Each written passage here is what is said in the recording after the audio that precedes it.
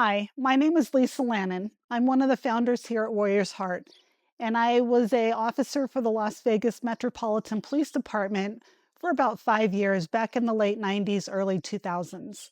I served most of my time in the booking floor at the Detention Services Bureau in Vegas, booking all the arrestees that were arrested in Las Vegas over the course of my shift. I went into law enforcement. I think I followed in my father's footsteps. I was a criminal justice major in college and initially thought I was going to go into the FBI, but ended up joining Metro. The weight of the badge, that's a good question.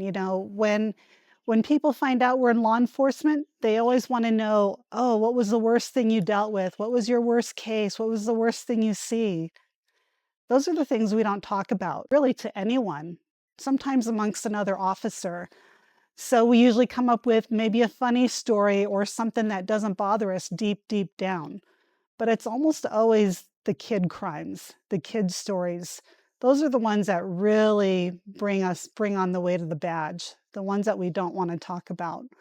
So it's always great when we can find a person that we can speak with, that we can talk about it. So we're not just shoving it down in a deep, dark hole. Because when we do that, the weight gets heavier and heavier and heavier until we need professional help.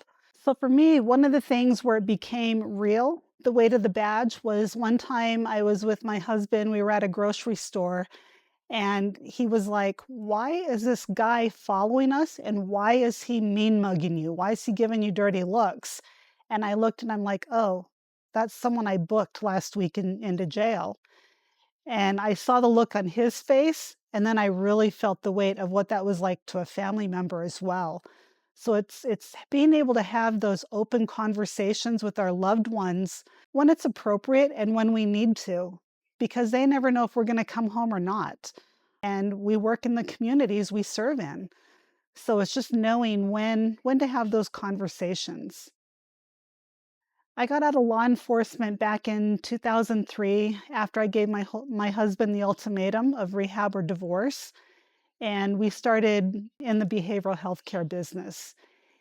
And for me, I was ready for a new start, a new life, a new marriage with my husband, but I also missed being in law enforcement.